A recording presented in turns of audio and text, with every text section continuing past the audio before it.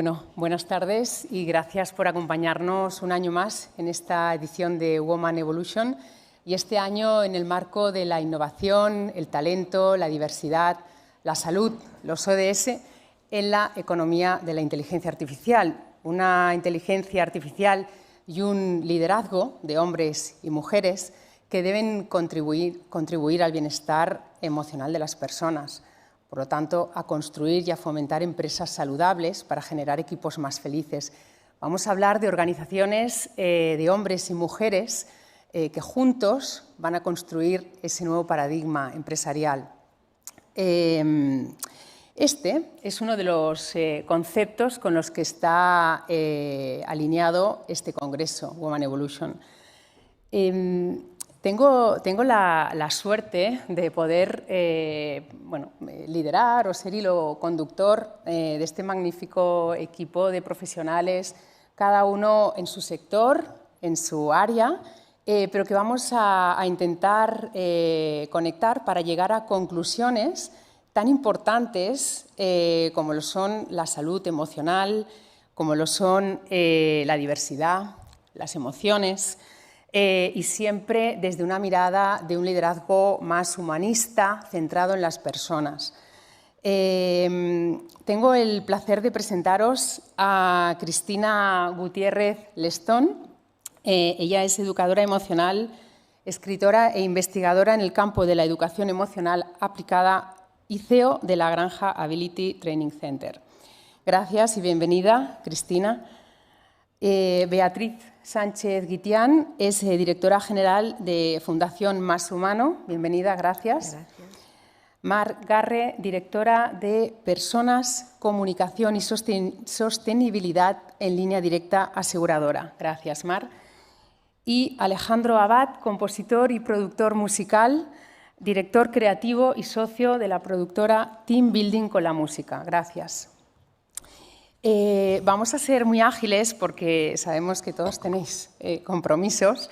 Para escuchar a estas voces de referencia vamos a hacer una pregunta y la idea es llevar una dinámica de pregunta y de poder establecer un diálogo entre todos.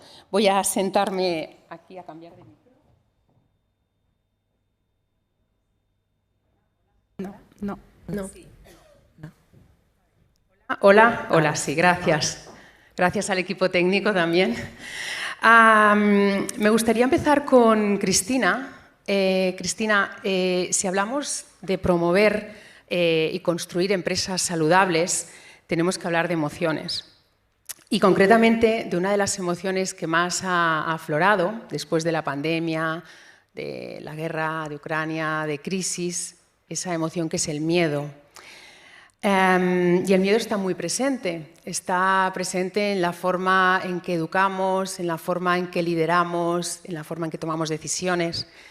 Si queremos hablar de ello, Cristina, y lo vamos a hacer desde la rigurosidad, desde la prueba-error, desde tus experiencias, Cristina, ¿qué es el miedo?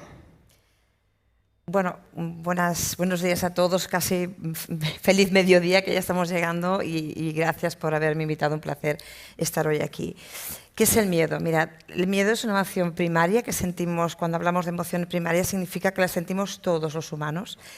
Y para hablar de emociones, entender que es una emoción, me gustaría decir dos cosas. Las emociones, hemos de saber que todas son preconscientes, pasan antes de la conciencia. ¿Eso qué significa? Que ni tú, ni yo, ni nadie, lo que estamos en esta sala, nadie podemos evitar sentir miedo, rabia o tristeza. Lo único que podemos hacer es regular ese miedo, esa rabia o esa tristeza que estamos sintiendo, ¿sí? Dividimos las emociones en positivas y negativas, entendiendo positivas como aquellas emociones que me acercan al bienestar y las negativas con aquellas que me alejan. Eso no significa que sean buenas o malas. Todas las emociones nos ayudan a sobrevivir como especie, por lo tanto, todas son buenas. ¿Y cuál es la misión del miedo? Es muy fácil, creo que lo sabemos todos, es apartarnos del peligro real, pero ojo, también del peligro imaginario. Y aquí empiezan una buena parte de nuestros problemas. El 87% de los miedos que sentimos no van a pasar nunca. Repito, para cuando os asuste, ¿no?, en cuanto a vuestro trabajo, en cuanto a vuestros hijos, decir, va, Cristina, que el 87% de los miedos no van a pasar nunca. ¿Qué nos provoca el miedo? El miedo nos paraliza, a veces completamente. El miedo es una emoción invasiva, es decir, si yo no la afronto, cada vez se va a hacer más grande dentro de mí. Y eso pues acaba haciendo personas paralizadas, ¿no? para ir por la vida, a veces a niveles muy, muy bestias, ¿no? El miedo además es una emoción contagiosa. Es decir, si yo entro a trabajar en una empresa donde se lidera desde el miedo, desde el sentirte amenazado, al cabo de 3 semanas de media, tu decisión la va a tomar el miedo, no tú. Es decir, tengo una idea, ay mira, yo por si acaso no lo comento por a ver qué me van a decir. Y ahí empezamos a perder el pensamiento colectivo o el poder, ¿no?, del pensamiento colectivo. Y además, y bueno, y una pregunta también que para que tengamos claro que es contagioso. ¿Cuántos de vuestros miedos son heredados de vuestro padre o de vuestra madre? ¿Sí? Así que, y hay gente que me dice, yo no quiero que mi hijo lo herede. Digo, pues muy fácil, empieza tú a afrontar el miedo. Con valentía afrontamos el miedo y se hace pequeño. Eso es un poco lo que hace el miedo. Además nos hace desconfiados y susceptibles y nos hace hacer la peor interpretación posible. Gracias, Cristina. Beatriz, eres responsable de Fundación Más Humano, una fundación independiente que nació en 2002 con el propósito de crear una sociedad más humana. Si estamos hablando de fomentar y construir organizaciones más humanas, centradas en las personas, para tener mejores empresas, más competitivas y una mejor sociedad, ¿podrías contarnos cuáles son esos valores humanistas?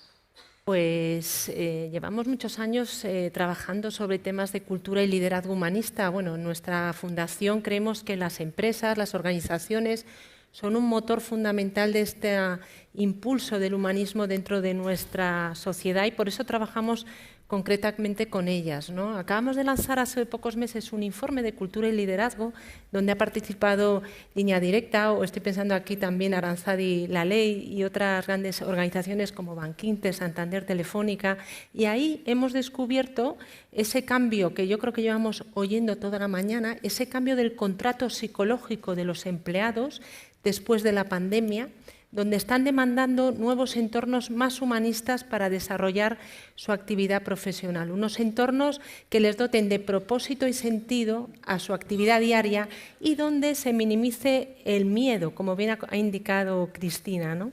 Y al final hemos concluido, para ser muy breve, en que hay 3 valores fundamentales que impulsan esos entornos humanistas, que minimizan esa sensación de miedo, incertidumbre, inseguridad.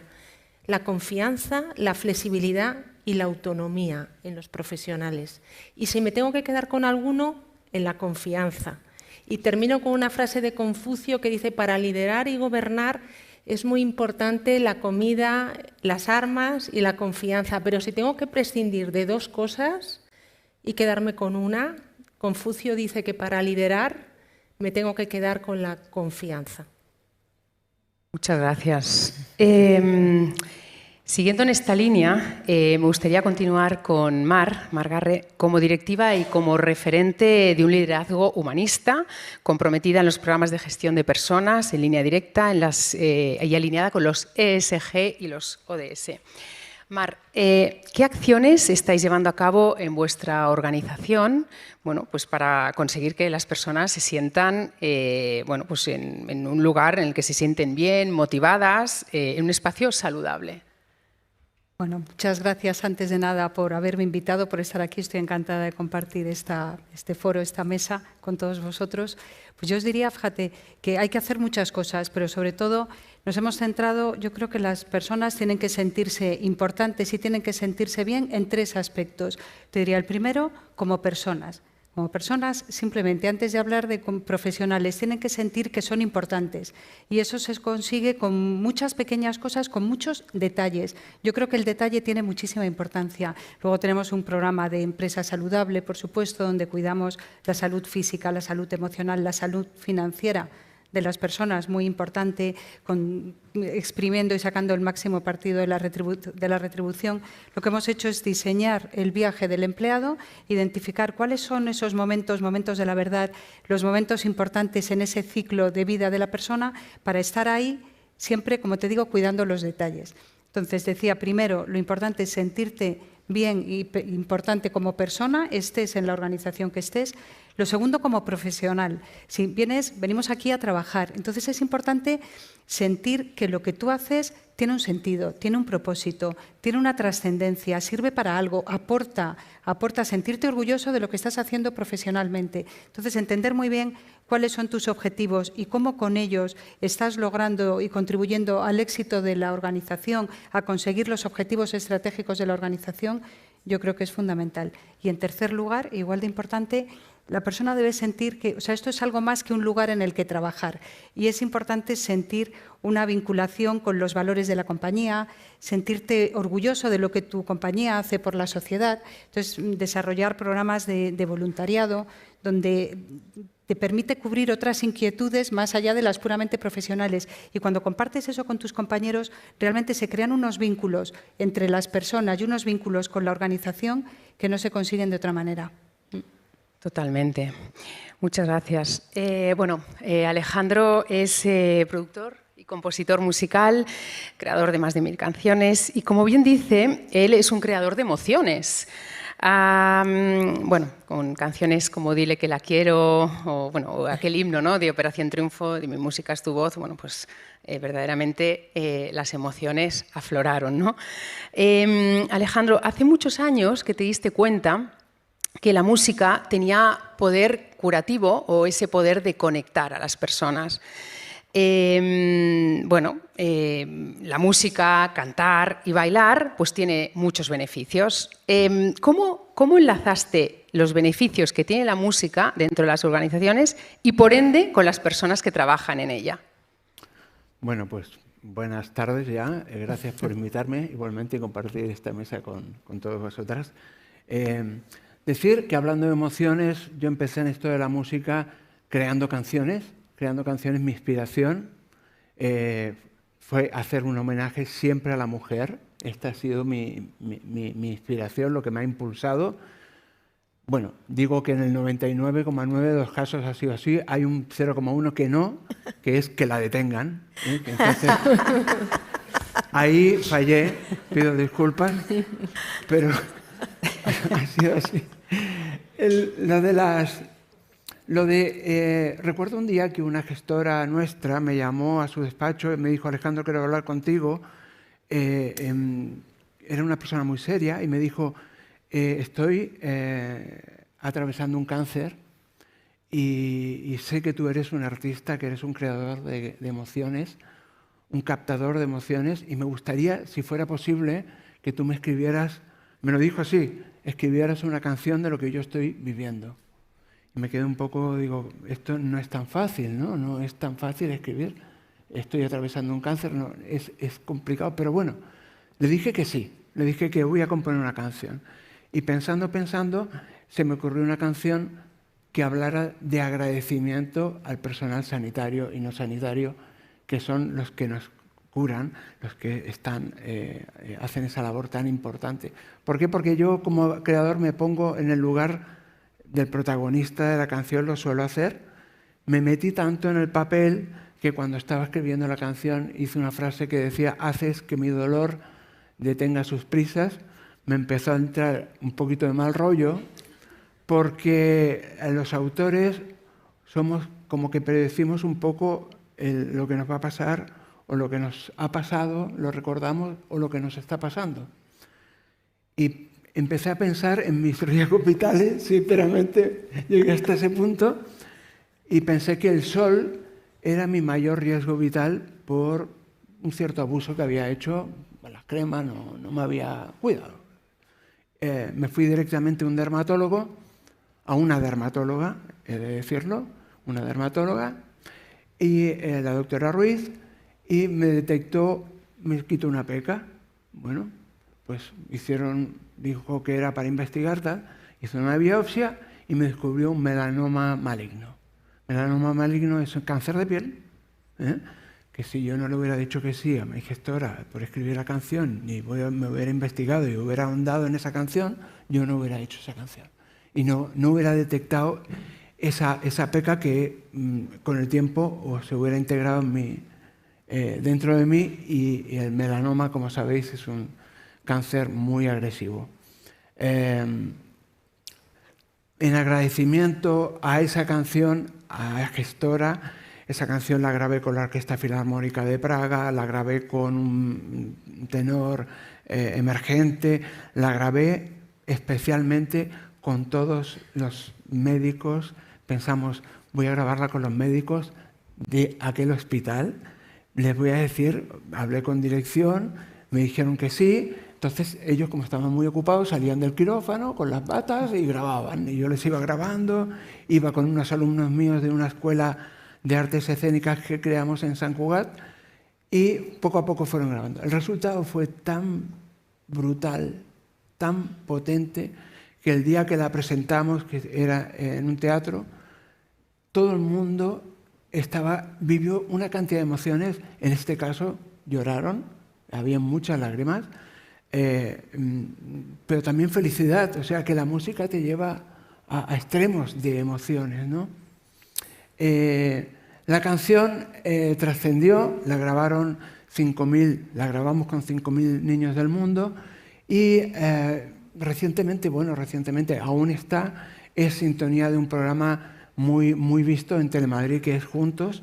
Lleva 800 programas siendo la sintonía de ese programa, que para mí es un homenaje también, ¿no? a todos los médicos, personal sanitario y no sanitario. Ahí nació esta idea cuando nos dimos cuenta de que el potencial que tenía emocional en los equipos, no solamente en los médicos, sino que en cualquier empresa o organización, pues decidimos llevarla a las empresas y el resultado es exactamente el mismo. O sea, es muy especial, la verdad. Muchas gracias. Volviendo a Cristina y a las emociones, y sin dejar la música, luego volveremos un momentito. Todos los que estamos aquí muchas veces hemos sentido miedo, ¿no? Entonces queríamos pedirte si nos ayudabas a saber cómo gestionar las emociones para tomar decisiones inteligentes. Vale, pues bueno, lo primero, la base es la conciencia emocional, darte cuenta. Habíamos dicho que eran preconscientes las emociones, pasan antes de la conciencia, con lo cual he de poner conciencia, porque si no pongo conciencia, algunas emociones, como las emociones negativas, cogen el control y ahí, chao, te vas tú y se quedan ellas. ¿Sabéis cuál es la emoción más potente que sentimos los humanos? La primera de todas, el miedo. La segunda, la rabia. La tercera, la tristeza. Y luego ya nos llega la alegría, la cuarta. Pero claro, a mucha gente, cuesta ser feliz, ¿no?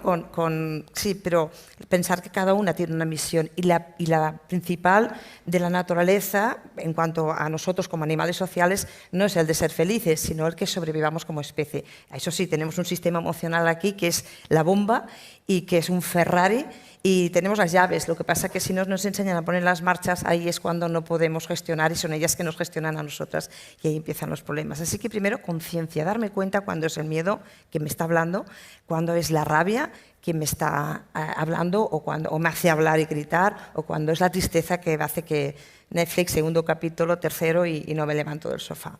Así que primero es la conciencia, después la regulación, es decir, regular es cuando me doy cuenta, hago algo con esa emoción que sea positiva para mí, pero también para las personas que me rodean.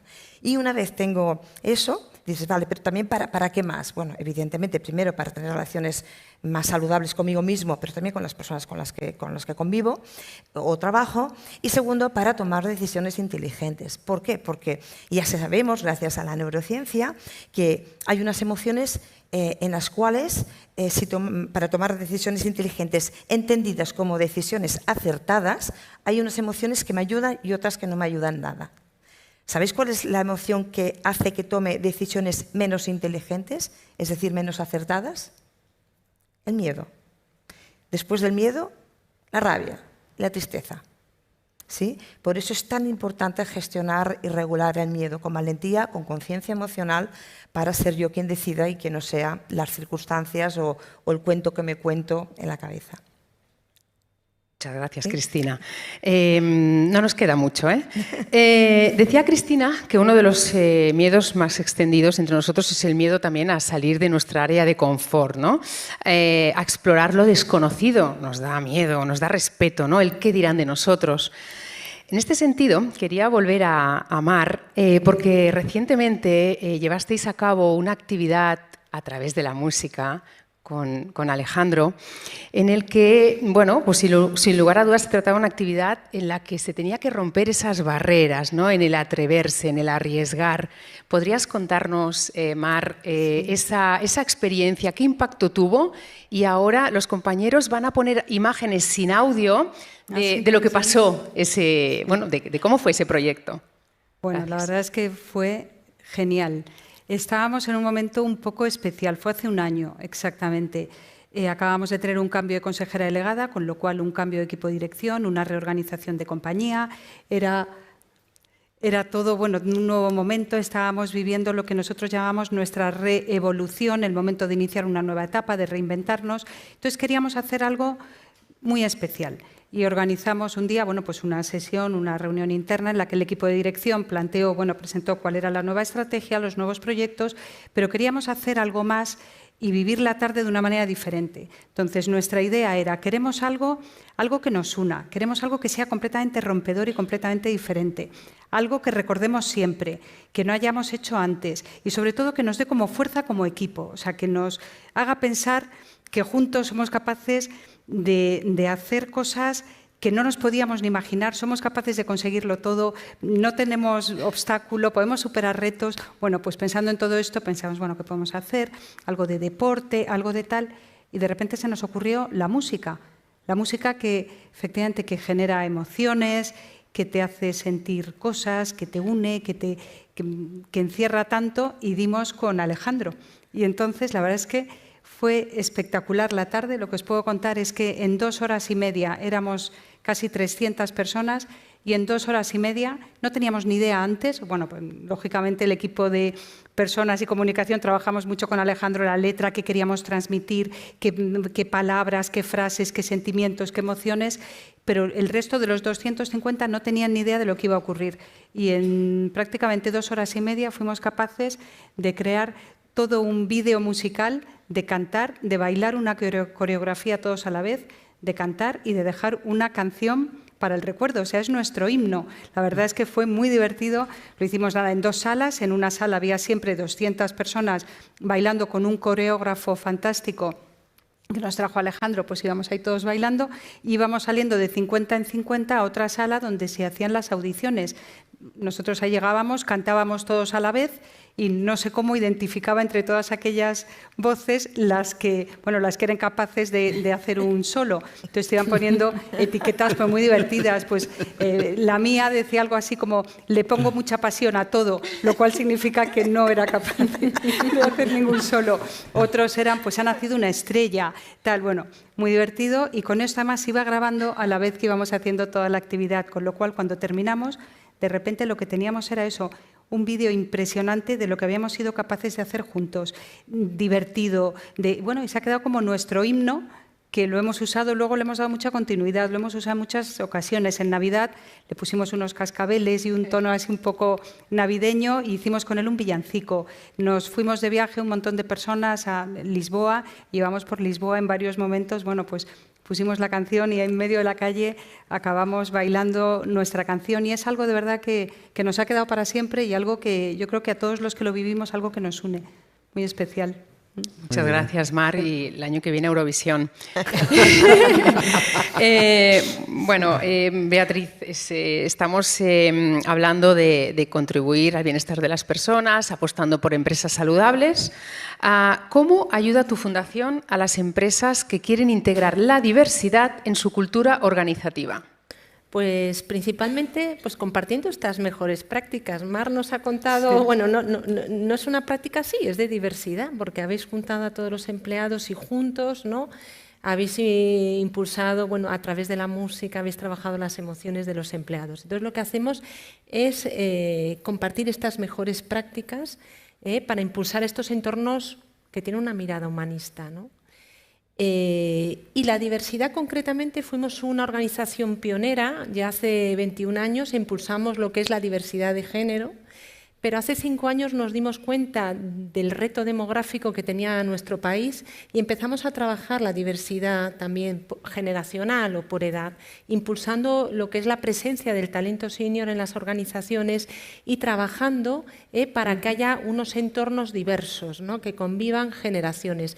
Para ello creemos que hay una iniciativa muy importante que es el Pacto Intergeneracional, que es devolver a esa ética del cuidado que tienen que tener las diferentes generaciones, que se miren con respeto los jóvenes a los seniors a los jóvenes, sin sesgo, porque entre todos pues, somos capaces de crear entornos empresariales que estamos convencidos que son más dinámicos, más humanistas, donde las personas se pueden desarrollar de manera integral. Esta mañana lo hemos hablado del Human Flourishing, de ese movimiento de Harvard, de cómo las personas se pueden desarrollar y a su vez hacer las empresas más competitivas.